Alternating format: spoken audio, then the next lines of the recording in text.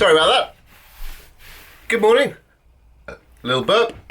Welcome to another episode of Ask an Adventurer, in which you ask me questions and I answer them. Look at that, I've dribbled all the way down my t-shirt.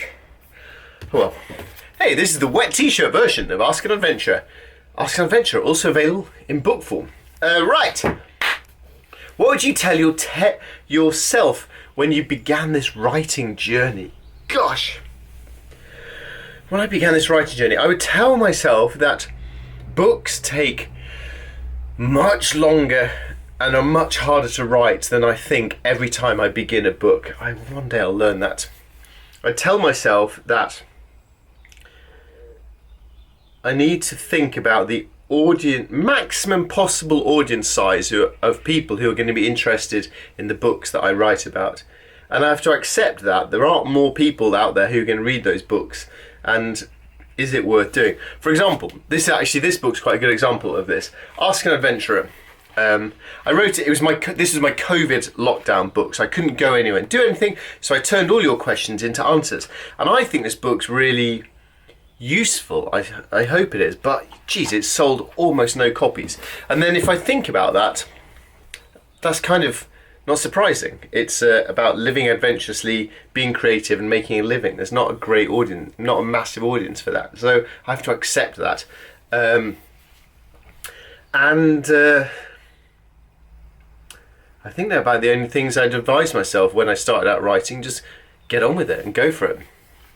I like writing books, but doing it for money has just failed, and doing it for massive readership is what I've always really wanted to do and really failed at, and that's something I do find frustrating, and I shouldn't. I should just focus on trying to write good books, because that's really all I have control of, really. Now on to the next question, which is how much money does a book like Micro Adventures make? So I've written 17 books, I think. Micro Adventures as one of the few that's made any money. How much money? So when I wrote it, I got £16,000 as an advance, which is my biggest ever advance. And you get, I think, a quarter of that when you sign the contract, a quarter when you send the book in, a quarter when you finish it, and a quarter when it's published, or something like that. Anyway, I remember that number, 16 grand, because I spent a quarter of it, 4 grand, on this shed here. Ha! Some people buy a Ferrari, I bought a shed. I reckon that, and this book's did really well. It's 10 years old now. I'd say on average it has made, let's say, and I'm so useless at numbers, I don't pay any attention to them, but roughly I'd say 10 grand a year, and that's dwindling now towards probably 3 grand a year. So I've probably made, 80, 90 grand from a book, which then, given that it took me a year to write, turns out to be, hey, a pretty good salary. This, on the other hand, it also takes basically a year to write, has not made me 90 grand. This makes, I don't know what, per year now, I don't know, a few £100. But the good thing about books, though, is that you get royalties every year throughout your life and for 70 years afterwards. So a little book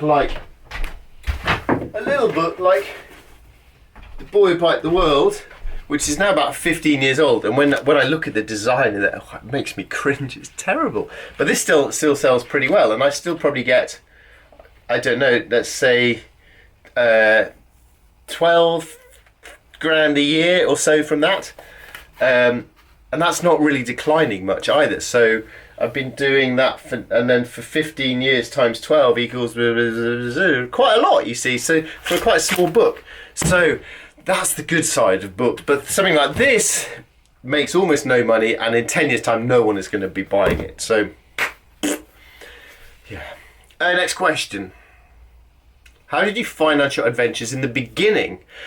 Well, that's the challenge. In the beginning, you just need to save up, get a normal job, save up some money, and do a really cheap adventure, and then try and somehow make some money from it. So I remember getting paid £300 to write an article, And that was just amazing. That was the first money I ever made from an adventure. And then you start then to be starting to pay back some of the things. But financing your adventures in the beginning, you've just got to save up, sadly. How do you get enough and regular sleep on long expeditions? Well, it kind of depends what sort of expedition you're doing. If you're trying to do a speed bike ride around the world, like Mark Beaumont, you're going to get very, very tired. If you're racing up mountains, you're kind of snatching at sleep and struggling at sleep. If you're cycling across a continent just for the fun of it, then geez, you can sleep as much as you want. Go to bed at dusk, wake up at dawn, hours of sleep. Good quality sleep. Sleeping according to daylight is fantastic. Sleep's great on expeditions. My worst sleep was rowing the Atlantic, which was 2 hours of rowing, 2 hours of sleep, 2 hours of rowing, 2 hours of sleep. Repeat that for 45 days a night, and it was brutal. But fascinatingly, your body gets used to it. So the first, probably first 2 weeks, 3 weeks, we were so pie-eyed and utterly broken, exhausted, but then you get used to it. Just snoozing on, snoozing off, snoozing off. You get used to it. It's amazing. Interesting little aside, one of the guys I rode the Atlantic Ocean with, and we were so astonishingly tired. He has just had twins, baby little girls, and he recently on the WhatsApp, in fact it was even today, he put so today we've been talking about ocean rowing, and one friend of mine said, how's it going? Have you got more or less sleep than the Atlantic? And he says having babies means definitely less sleep and less predictable, plus psychologically a totally another level. And he has said that he would. So then we said, "Oh, do you fancy another row across an ocean?" He said, "Yes, I do. It's much more structured. You get much more sleep." So, a strong reminder to any parents of babies, and particularly breastfeeding mothers: what you are doing is infinitely more hardcore than a silly little adventure. Don't forget that, and give yourself credit for that. Do you think it's ever too late to start adventuring, given generally good health, but being inevitably less agile than when young? No, absolutely not at all. The best time to start adventuring was 20 years ago. The second best time is now. Do what you can with what you have and do it now. Definitely it's not too late to start adventuring. No. Strongly not. Do you have a sense of guilt about satisfying your own adventure desires? Or is it just me I'm asking about? Yeah, absolutely. Wanting to go off adventuring is very selfish. I want to do it because I like it. It doesn't make anyone else's lives better. So yeah, I do definitely feel guilty about it for sure. What I would say in my defense though is hopefully me going off and having adventures, well, it calms me down. It gets stuff out of my system. It makes me a more relaxed and measured person. I hope it also makes me a more interesting, more empathetic person as well, a more patient person, and therefore perhaps makes me better to be around. So maybe there is a tiny bit in it for other people as well.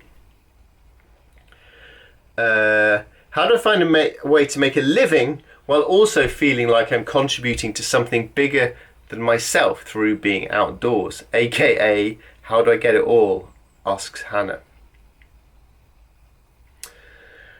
Well, there's two questions here. There's how do you make living from doing stuff in the outdoors, which is a question I feel I get asked a lot and address a lot, and I think really comes down to what is your unique way in which you can educate, inform, inspire, help, guide, teach, amuse people in a way that can't be just done by Googling for 20 seconds or scrolling through YouTube for 20 seconds. What's your unique thing that you have to offer? That's about how you're going to make some cash in the outdoors. But then the add-on part about contributing to something bigger than yourself, I think you're right in a fantastic time and era to be doing that. I think there is an appetite now for adventure plus purpose. So if you can find something meaningful and worthwhile to do, and it's in the outdoors and therefore entertaining, informative, beautiful, I think it's definitely a doable thing. But the purposeful thing needs to be something that you really care about, not just a tag on. It drives me nuts when You see people saying, "Oh, I'm going on an adventure to the North Pole, and through doing this, I'm going to raise awareness and save polar bears." No, you're not. You're going on an adventure to the North Pole. That's fine. You're doing absolutely nothing for the polar bears. You just say that's greenwashing. So don't greenwash your adventures. But if you really care about contributing to something bigger than yourself, then I think you're onto a winner. This is the sort of question I like. Practical. How do you make your presentations? What program do you use? PowerPoint? Question mark. I use Keynote to make my presentations. Would you rather have a really fulfilling, high-paying but extremely demanding job with little free time, e.g. doctor, or a job that's not as fulfilling, 9 to 5, but with more time for travelling and hiking? Would I rather have a really fulfilling, high-paying but demanding job, or a less fulfilling 9 to 5 job with more free time for travelling? Wow. Well, I guess if you're loving your job and it's high-paying, then that's fantastic. But I suppose there is a risk that you commit everything to your job and you're not giving enough time and effort to the people around you, which is selfish. There's also a risk of burning out, of course, so trying to pace yourself would be important. On the flip side, a less fulfilling, I mean, that immediately is ringing alarm bells for me. 9 to 5, but still adequately well paid and much more free time for travelling. Well, I mean, the free time for travelling is really important. So what's happening here is you're getting more time to do things you enjoy, but you're trading that for some pretty less happy 9 to 5 hours. You're asking the wrong guy, because I haven't got a proper job. But I would imagine doing a 9 to 5 and an unfulfilling job pretty painful. You're living for the weekend, living for the holidays, versus the demanding. I personally, and this isn't a correct answer, I personally would go a fulfilling, high-paying, but demanding job, e.g. a doctor, as you say there. I'd go for that. But I'd try and negotiate, if possible, a month sabbatical every 2 years. I'd go and have a fantastic adventure. That was hard. Right, here's a practical question. What time do you write? How do you stay focused? Are there optimal conditions for your writing? What time I write is, boom, I try and get into my shed by about 7:45 and start writing, and I keep going then till I try and write. I can normally do quite well till about 2 p.m. and then my brain gets frazzled, and then I try and shift to doing admin or videos or social media or email, stuff like that. I'm finding my motivation really improving these days by using a Zoom group called London Writers Salon, which is 8 a.m. You log on, there's 200 other people, and you just sit there in silence in Zoom writing. I find that really good peer pressure for getting on with stuff. Are there optimal conditions for your writing? There's a great temptation here to use optimal conditions as a lazy excuse for procrastinating, so really you just got to get on with it. But I do find I can't do it with distracting conversation around me, I would say that. And geez, if you can turn off the internet, you'll get a lot more writing done. Right, 2 more questions. This year I've walked 3 national trails, spending each night in a B&B. When I look around, all I see is people wild camping, carry their tents on their back, which makes me wonder if my kind of adventure, creature comforts, hot shower, warm dinner, is not considered valid or is some way inferior to others. Wow, great question. Well, first of all, no, it's not inferior, it's not invalid at all. I mean, I love the idea of walking a national trail and at night staying in a B&B and going out for dinner. That's fantastic. I love that. Great, fantastic. The other side of things, I suppose, the other way of doing it is it's cheaper if you can't afford to do those sort of things. There's also, you're having a lovely evening, but it's kind of a bit like being at home, where you have a nice warm bed, nice food, and you watch telly, and that's what home is. So maybe the other side of it, being out in your tent on the hill, you're having 24 hours a day, full immersion in the outdoors, in nature, in the wild, in adventure. So perhaps there is more adventure to it. You're having adventurous days, they're having adventurous 24 hours. There's also, I suppose, the reward, the satisfaction of just simplifying your life for a while down to just what you can carry on your back. And there's I very much get an ascetic pleasure from having a simple life on adventures, of just eating basic food, so that when I get to the end, I'm really craving the reward of nice food. And hopefully when I get home, I'm more grateful and appreciative for it. And there are reasons why I would enjoy the camping side of things, but I do quite also like your style as well. Nice, I like it. Very, very wise. Right, and the final question, which funnily enough has literally landed in the spreadsheet while speaking, so this is completely hot off the press. This has been on the spreadsheet for 3 minutes, and it's from Ben. And Ben has cycled this year. I've cycled the distance from London to Vancouver, raising money for a marine conservation next project, a marine conservation non-profit. Next year I'm planning on doing something similar and looking for ways to increase the positive impact I can have. Wondering if you have any tips on adventure fundraising. Gosh, how to extend the reach of your fundraiser beyond friends, family and personal social media. Approaching brands or well-known individuals is a good route to doing this. So I think here you need two things. Well, hang on, did I answer this in this one, or was it the time before? No, sorry. Rewind, go and watch the previous Ask an Adventure. I talk in that exactly about fundraising, which comes down to people need to care about the cause, but all causes are good. So that's an equal playing field. So then people need to care about your story. What can you offer in a story that makes you think, wow, this is a really interesting story. Ben, tell me more about this. I want to know more about it, and I want to care about your adventure rather than the chap in the last video who's cycling from Land's End to John O'Groats. Why should I give money to your project versus his? Why? They're both good causes. It ultimately comes down to whose story is more interesting.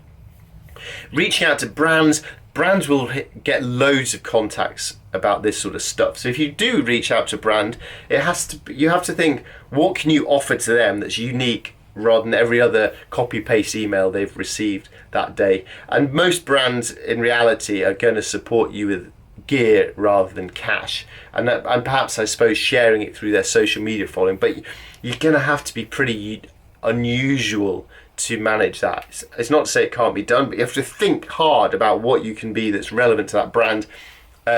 Reach out to well-known individuals.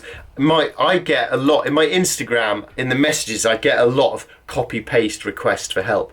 And to be honest, if it's clearly a copy-paste, then I don't really pay much attention to it. It's dropping into your DMs, as I think the young people say, means that you're asking of my time and effort, but you've put in very little time and effort through a copy-pasted formulaic request. So by all means, if it's a really interesting story, I'd love to know more, I'd be interested, and I'd love to share, but you have to reach out to the person personally to make them actually care and connect. So bear that in mind when you reach out to people, and try and have a very specific ask. There's a reward for a very specific ask rather than a generic sort of thing. The questions like, hey, do you mind if we jump on a call and chat about these things? I'm just thinking that's going to take quite a bit of my time and you haven't convinced me. Versus, can you do X, Y, Z, boom, boom, boom, ranging from easiest ask to hardest, quite specific, then I can choose what's helpful on that. Rambling answer, as always. I always end with rambling answers. Good luck with your project though, Ben, and please do get in touch. And if your story is interesting, I'll throw you some cash, as I said to Mr. John O'Groats last week. Thanks everyone. Please keep the questions coming in. Ask an Adventurer. Thanks very much.